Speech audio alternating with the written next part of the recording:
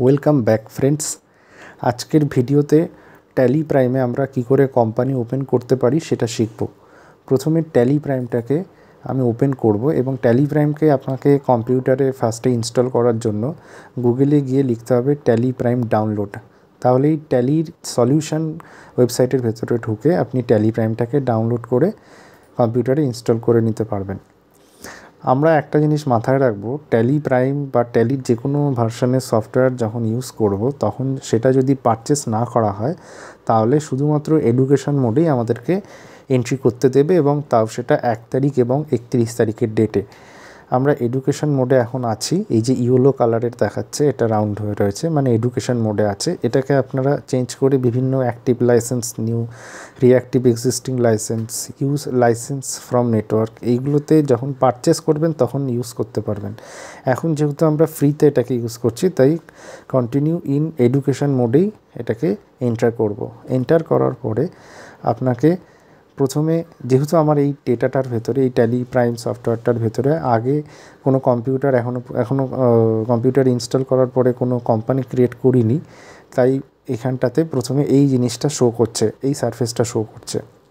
এরকম অবস্থায় থেকে আপনাকে ক্রিয়েট কোম্পানিতে যেতে হবে, অথবা আপনি যদি F3 কম্পিউটারে প্রেস করেন, F3 প্রেস করলেও ক্রিয়েট কোম্পানি চলে আসে। আমরা ক্রিয়েট কোম্পানিতে গেলাম। ক্রিয়েট কোম্পানিতে গিয়ে এখানে শো করছে প্রথমে কোম্পানির ডেটা পাথ, মানে কোম্পানিটা আপনি যখন নাকি ক্রিয়েট করার পরে ডেটা দিয়ে এন্ট্রি করবেন সেই ডেটাগুলো কোথায় সেভ হবে আপনার কম্পিউটারে সেই জায়গাটা শো করছে। এখন আমারটাতে শো করছে যেরকম C user public Tally Prime data, মানে এই পাথ ধরে গেলে আপনি কোম্পানিতে এন্টার করা ডেটাগুলো পাবেন। তারপরে দেখাচ্ছে কোম্পানি নেম, ধরুন কোম্পানির নাম দিলাম স্কাইলাইন।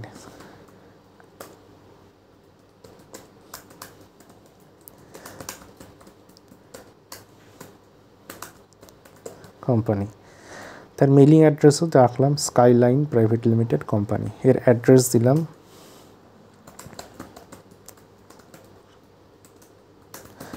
কলকাতা, ওয়েস্ট বেঙ্গল। এরপরে চলে আসছে স্টেট। এই স্টেট জায়গাটা খুব একটি গুরুত্বপূর্ণ, কারণ আপনারা ইন ফিউচারে যখন এন্ট্রি করার সময় জিএসটিগুলোকে ইউজ করবেন বা জিএসটির কাজ করবেন ট্যালি প্রাইমে, তখন স্টেটটা কিন্তু খুবই একটা গুরুত্বপূর্ণ জিনিস। আপনি যদি ভুল স্টেট দেন তখন ভুলভাবে জিএসটি ক্যালকুলেট হবে, মানে জিএসটির নাম্বারও আপনারা দিতে পারবেন না, কারণ স্টেট ওয়াইজ জিএসটি নাম্বারের প্রথম দুটো সংখ্যা ভ্যারি করে। আমি এখানে যেহেতু ওয়েস্ট বেঙ্গল থেকে ভিডিওটা বানাচ্ছি তাই আমি ওয়েস্ট বেঙ্গলের নাম দিলাম। এরপরে পিনকোড ধরুন দিলাম 7001008। টেলিফোন নাম্বার ধরুন আপনি একটা আপনাদের যেরকম টেলিফোন নাম্বার হয় সেরকম দিয়ে দিলেন। ইমেল অ্যাড্রেস দিলেন ধরুন sky skyline102@gmail.com। এরপরে আপনার ফাইন্যান্সিয়াল ইয়ার বিগিনিং ফ্রম এবং বুকস বিগিনিং ফ্রম দেখাচ্ছে। ফাইন্যান্সিয়াল ইয়ার বিগিনিং ফ্রম বলতে আমাদের ফাইন্যান্সিয়াল ইয়ারকে বোঝায়, মানে এপ্রিল থেকে মার্চ অবধি। এটা যেহেতু 25-26 ফাইন্যান্সিয়াল ইয়ার চলছে তাই এপ্রিলের 1 তারিখ 2025-এর ডেটকে ফাইন্যান্সিয়াল ইয়ার বিগিনিং দেখাচ্ছে অটোমেটিকভাবে। এটাকে আমরা এন্টার মারব। এরপরে আসছে বুকস বিগিনিং ফ্রম। এর মানে হলো এখানে আমরা যদি ট্যালি প্রাইমটাকে 2025-এর 1 তারিখ থেকে ইউজ করতে চাই তাহলে সেই ডেটই হবে যেদিনকে ফাইন্যান্সিয়াল ইয়ার শুরু হচ্ছে। কিন্তু অনেক সময় দেখা যায় যে আমাদের কোম্পানিতে আগে থেকেই খাতা কলমে এন্ট্রি হয়ে আসছে। বর্তমানে আমরা নতুন করে ট্যালি প্রাইম ইনস্টল করেছি, আজকের ডেট হচ্ছে জুলাই মাসের 24 তারিখ।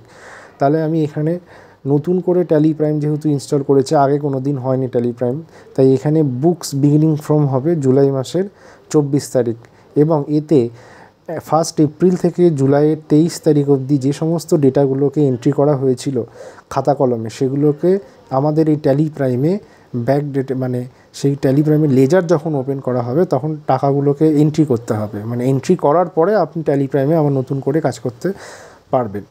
প্রথম কথা হলো এই জিনিসটা যেহেতু একটু লেন্দি প্রসেস বা একটু ডেপথের জিনিস, এগুলো আপনাদেরকে পরে আমি ভিডিওতে দেখাবো। বর্তমানে এটা যেরকম আছে এন্টার করে আমি বেরিয়ে যাচ্ছি। এখানে আছে বেসিক কারেন্সি সিম্বল, আমাদের ইন্ডিয়ান কারেন্সি সিম্বল, আর ইন্ডিয়ান কারেন্সির ফর্মাল নেম।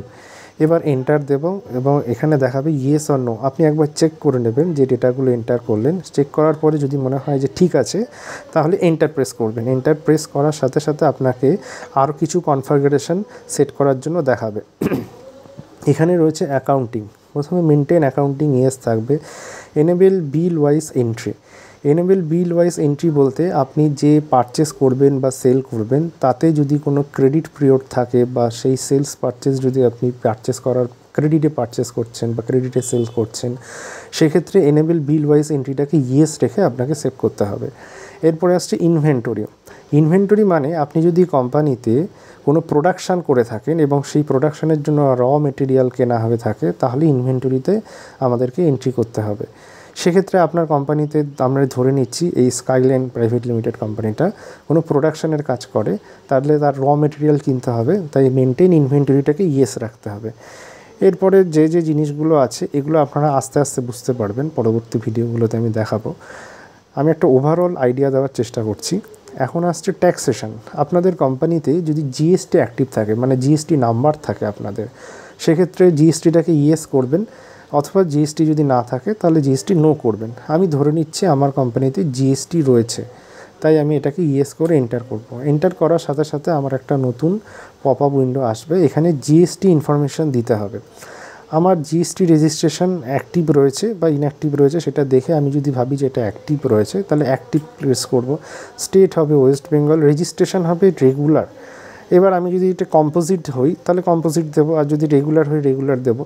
আমি ধরে নিচ্ছি আমি রেগুলার বলতে যারা নাকি আমরা কন্টিনিউয়াসলি প্রতি মাসে বা কোয়ার্টারলি আমাদের জিএসটি ফাইল করি। আর কম্পোজিট হচ্ছে আমাদের একটা নির্দিষ্ট অ্যামাউন্ট পর্যন্তই সেল হয়, বছরের শেষে গিয়ে বছরে একবারে গিয়ে আমরা সেই জিএসটিটাকে ফাইল করি। সেটা আরও লেন্দি প্রসেস, যখন জিএসটির আমরা ভিডিও বানাবো তখন সেগুলো ডিসকাস করব। এটা আমরা ধরে নিচ্ছি রেগুলার প্রসেসেই জিএসটি ফাইল করে, তাই যে রেগুলারকে সিলেক্ট করে এগোচ্ছি। এরপরে চলে আসছে জিএসটি নাম্বার। জিএসটি নাম্বার দেব, ওয়েস্ট বেঙ্গলের কোড 19 দিয়ে শুরু, তারপরে একটা প্যানের কোড হয়, কোম্পানির প্যান হয়। ধরুন কোম্পানির প্যান দিচ্ছি ABCDE 1458, আবার কোম্পানির প্যানে ই থাকে একটা, তারপরে একটা র্যান্ডম নাম্বার 1 to E। এইখানে জিএসটি নাম্বারটা আপনি প্রেস করার পর, এটা যেহেতু সঠিক হয়নি কারণ জিএসটি নাম্বারে আরও সঠিকভাবে ক্যালকুলেশন করে জিএসটি নাম্বারটা ফরম্যাট থাকে, আমি আপাতত এটাকে এন্টার করে সেভ করে নিচ্ছি। এবার জিএসটি আর 1 আমরা কীভাবে ফাইল করবো, মান্থলি না কোয়ার্টারলি। আমরা যদি মান্থলি ফাইল করতে চাই তাহলে মান্থলি দেবো, আর কোয়ার্টারলি করতে চাইলে কোয়ার্টারলি। আমি ধরে নিচ্ছি এটা মান্থলি ফাইল করে। এবারে চলে আসছে ইনভয়েসিং ডিটেলস। এটাকে আমরা আপাতত নো রাখছি। এই বিল ইয়েস রাখছি, 1 এপ্রিল থেকে শুরু হচ্ছে। এই জিনিসগুলোকে সেভ করে নেবো এন্টার দিয়ে সেভ করার পরে আপনারা যেরকম আছে সেই জিনিসটাকে ইয়েস নো করে সেভ করে আসবেন। সেভ করে আসার পরে মেসেজে শো করবে ইয়েস অর নো। আপনি যেহেতু জিনিসটাকে ডেটা দিয়ে ভরেছেন, এবার আপনার মনে হচ্ছে যে সঠিক রয়েছে, আপনি অ্যাকসেপ্ট করার জন্য এন্টার প্রেস করলেন। এন্টার প্রেস করার সাথে সাথেই আপনার নতুন করে এই স্কাইলাইন প্রাইভেট লিমিটেড কোম্পানিটা ওপেন হলো। এই স্কাইলাইন প্রাইভেট লিমিটেড কোম্পানির কারেন্ট পিরিয়ড দেখাচ্ছে 1 এপ্রিল 2025 থেকে 31 মার্চ 2026, মানে 25-26 ফাইন্যান্সিয়াল ইয়ার। এবং কারেন্ট ডেট দেখাচ্ছে 1 এপ্রিল 2025 টুইসডে, মানে এটার বিগিনিং যেহেতু আমরা দিয়েছিলাম বুক বিগিনিংস ফ্রম 1 এপ্রিল টুইসডে, তাহলে সেই ক্ষেত্রে তাই এখানে কারেন্ট ডেট দেখাচ্ছে 1 এপ্রিল 2025, সেটা ছিল টুইসডে। এইবারে আপনি এখানে দেখতে পারবেন গেটওয়ে অফ ট্যালির আন্ডারে মাস্টার্স রয়েছে, ট্রানজাকশানস রয়েছে, ইউটিলিটিস রয়েছে, রিপোর্টস রয়েছে। এই জিনিসগুলোকে আমরা পরবর্তী ভিডিওতে আরও ডিটেলসে বুঝবো। ট্যালি প্রাইমের এই ভিডিওটা আশা করি আপনাদের ভালো লেগেছে এবং আমার চ্যানেলকে সাবস্ক্রাইব করে আমার চ্যানেলের পাশে থাকবেন।